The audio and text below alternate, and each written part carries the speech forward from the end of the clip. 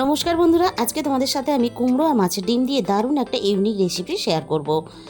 আর এই রান্নার জন্য আমি 200 গ্রাম পরিমাণ কুমড়ো নিয়েছি। আর কুমড়োটাকে আমি আগে থেকে খুব ভালোভাবে খোসা ছাড়িয়ে রেডি করে নিয়েছি। কুমড়ো আর মাছের ডিম দিয়ে এই রেসিপিটা যদি কোনোদিন তোমরা না বানিয়ে থাকো, তাহলে কিন্তু অবশ্যই বাড়িতে একদিন ট্রাই করো। এই রেসিপিটা এতটাই টেস্টি হয় যে তোমরা যদি একবার বানাও তাহলে কিন্তু বারবার তোমাদের বানাতে ইচ্ছে করবে। তাছাড়া এই রেসিপিটা দিয়ে তোমরা গরম গরম ভাত বা রুটি সব কিছুর সাথেই কিন্তু খেতে পারবে। আর রেসিপিটা কিন্তু কেউ স্কিপ করে দেখো না, তাহলে আমি শেষ পর্যন্ত কিভাবে বানিয়েছি সেটা মিস হয়ে যাবে। আর এই রান্নার জন্য কুমড়ো কিন্তু আমি খুব বেশি একেবারে ছোট ছোট করে কাটবো না, একটু বড় সাইজে রেখেই আমি কেটে নেব। যদি ছোট করে টুকরো করে কেটে নেওয়া হয় তাহলে কিন্তু রান্নার পরে সিদ্ধ হয়ে গিয়ে গলে গিয়ে একেবারে রান্নার সাথে মিশে যাবে আর রান্নাটা কিন্তু ঘাঁটা ঘাঁটা হয়ে যাবে। কুমড়োগুলো আমি প্রথমে কেটে রেডি করে নিয়েছি। এবার আমি এই রান্নার জন্য একটা ভাজা মশলা বানিয়ে নেব। তার জন্য আমি প্রথমে কড়াইটাকে গরম করে নিয়ে একটা তেজপাতা কুচি আর দিয়ে দিলাম 2টো শুকনো লঙ্কা। আর তেজপাতা আর শুকনো লঙ্কা একটু কিন্তু ভাজতে সময় লাগে, তাই কিন্তু আমি তেজপাতা আর শুকনো লঙ্কাটাকে একটু ভালোভাবে ভেজে নেব। তারপরে আমি বাকি মশলাগুলোকে অ্যাড করব। তেজপাতা আর শুকনো লঙ্কাটাকে একটু নাড়াচাড়া করে ভেজে নিয়েছি। এবার আমি এখানে রান্নার প্রয়োজন মতো দিয়ে দিলাম 1/2 চামচ পরিমাণ গোটা জিরে, আর সাথে আমি এখানে দিয়ে দেব 1/2 চামচ পরিমাণ গোটা ধনে। এবার আমি সমস্ত মশলা একসাথে নাড়াচাড়া করে আবারও মিনিট খানেকের মতো ভেজে নেব। আর খেয়াল রাখতে হবে ভাজা মশলাটা খুব বেশি যাতে পুড়ে না যায়, তাহলে কিন্তু ভাজা মশলার স্বাদটা নষ্ট হয়ে যাবে। আমি কড়াই থেকে নামিয়ে মিক্সির জারের মধ্যে নিয়ে নিয়েছি, পরে এটাকে ঠান্ডা করে গুঁড়ো করে নেব। এবার এই রান্নার জন্য আমি এখানে 200 গ্রাম পরিমাণ মাছের ডিম নিয়েছি। মাছের ডিমটা প্রথমে চটকে খুব ভালোভাবে মেখে নিতে হবে, তাহলে ভাজার সময় খুব ভালোভাবে ভিতর থেকে ভাজা হবে। মাছের ডিমটা আমি খুব ভালোভাবে মেখে নিয়েছি। এবারে একে একে এখানে কিছু শুকনো মশলা যোগ করে দেব। প্রথমে আমি এখানে দিয়ে দিলাম চায়ের চামচে 2 চামচ পরিমাণ বেসন।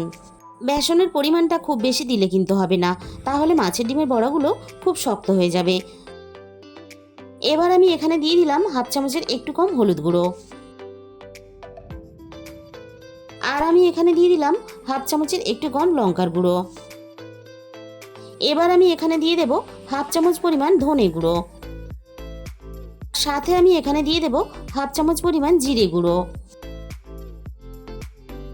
এরপর আমি এখানে দিয়ে দিলাম স্বাদ মতো লবণ। এবার আমি এখানে কিছুটা পেঁয়াজ কুচি দিয়ে দিলাম। এবার আমি সমস্ত মশলার সাথে মাছের ডিমটাকে খুব ভালোভাবে মেখে নেব। মাছের ডিম কিন্তু অনেকেই খেতে পছন্দ করে না একটা আষ্টে গন্ধ হওয়ার জন্য।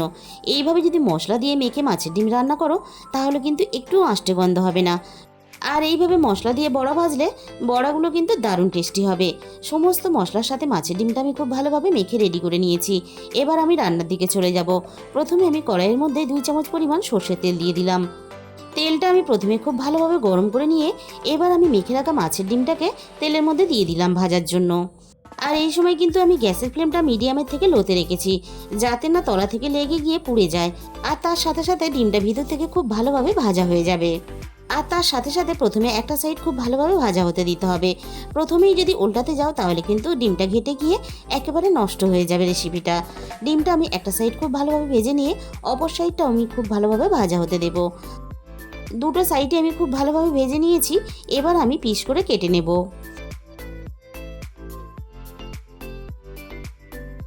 আর পরিবারের সদস্য সংখ্যা হিসাবে এভাবে যদি পিস করে কেটে নেওয়া হয় তাহলে সবাই সমান ভাগে খেতে পারবে। আর আমি এখানে আমার পছন্দ মতন একটু বড় বড় টুকরো করে কেটে নিচ্ছি। তোমাদের যতটা প্রয়োজন সেই হিসাব করে এখানে কেটে নেবে। আর বন্ধুরা, যদি কখনো এই পদ্ধতিতে রান্না করে না থাকো তাহলে কিন্তু একবার হলে তোমরা এই রেসিপিটা এই পদ্ধতিতে রান্না করে দেখো। মশলা দিয়ে ডিমগুলো ভাজার জন্য দারুণ কিন্তু খেতে লাগে।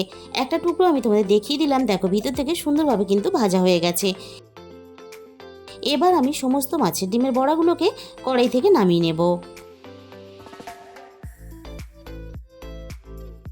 সমস্ত বড়াগুলোকে নামিয়ে নেওয়ার পরে আমি কড়াইয়ের মধ্যে আবারও 2 চামচ পরিমাণ সর্ষের তেল দিয়ে দিলাম। আর এইভাবে কিন্তু আমি অল্প অল্প তেল দিয়েই রান্নাটা করব। তোমরা চাইলে রান্নাতে একসাথেও তেলটা ব্যবহার করতে পারো।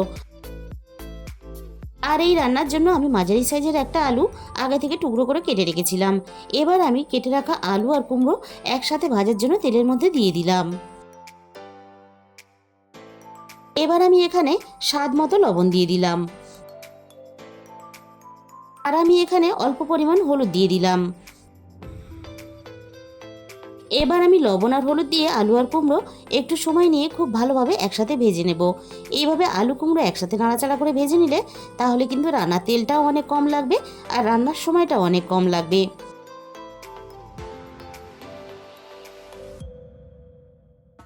আলু আর কুমড়ো আমি একসাথে নাড়াচাড়া করে খুব ভালোভাবে বেশ লালচে করে ভেজে নিয়েছি। এবার আমি সমস্ত আলু কুমড়ো কড়াই থেকে নামিয়ে নেব।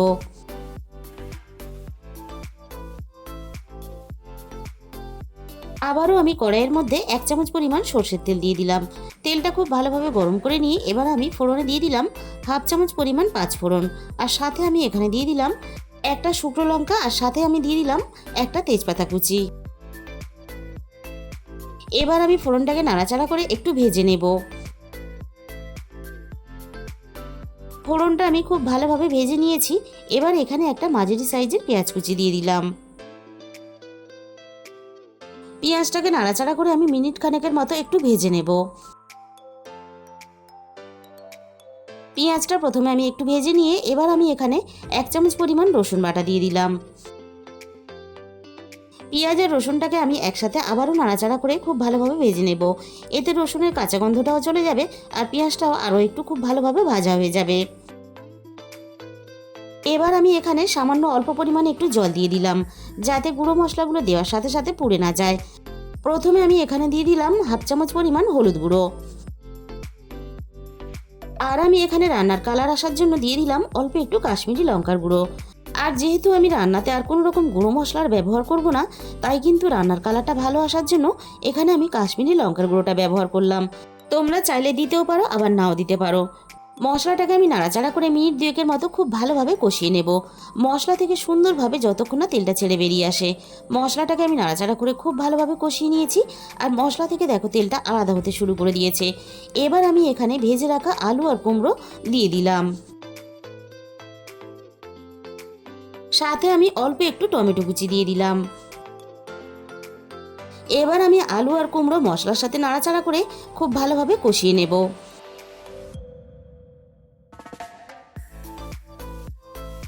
আলু আর কুমড়ো মশলার সাথে নাড়াচাড়া করে মিনিট 5 মতো খুব ভালোভাবে কষিয়ে নিয়েছি, আর টমেটোটাও বেশ অনেকটা নরম হয়ে গেছে।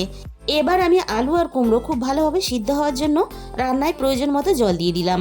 আর জলের পরিমাণটা কিন্তু এখানে একটু বেশি দিতে হবে, কারণ মাছের বড়াতে কিন্তু অনেকটাই ঝোল টানবে। সব কিছু একসাথে খুব ভালোভাবে নাড়াচাড়া করে মিশিয়ে দিলাম।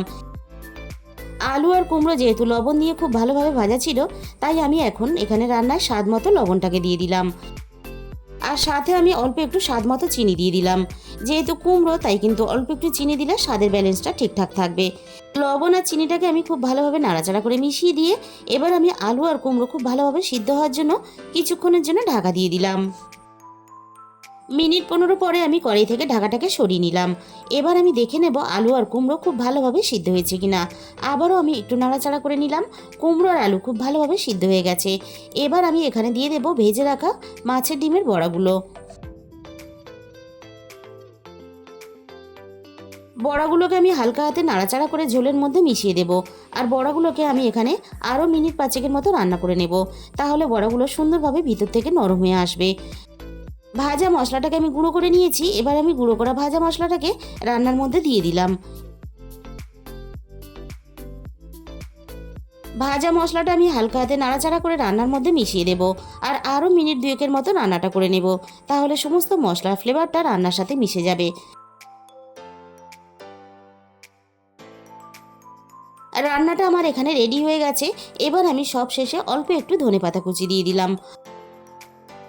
আর বন্ধুরা, একদিন হলেও তোমরা এই রেসিপিটা বাড়িতে অবশ্যই ট্রাই করে দেখো। আর তোমাদের কেমন লাগলো অবশ্যই আমাকে কমেন্টের মাধ্যমে জানিও। তাহলে বন্ধুরা, আজকের এই রেসিপিটা ভালো লাগলে প্লিজ একটা ভিডিওতে লাইক করে দিও, আর নিজেদের বন্ধুদের মধ্যে প্রচুর প্রচুর শেয়ার করে দিও। আর আমার চ্যানেলের যে সমস্ত নতুন বন্ধুরা এখনও পর্যন্ত আমার চ্যানেলটাকে সাবস্ক্রাইব করোনি, চ্যানেলটাকে সাবস্ক্রাইব করে পাশে থাকা বেল আইকনটা ক্লিক করে অল করে দিও। তাহলে আমি যখনই কোনো নতুন রেসিপি আপলোড করবো সবার আগে তোমার কাছে পৌঁছে যাবে। আর তোমাদের মূল্যবান সময় দিয়ে আমার এই রেসিপিটা শেষ পর্যন্ত দেখার জন্য তোমাদের সবাইকে অসংখ্য ধন্যবাদ। আজকে তাহলে এই পর্যন্ত।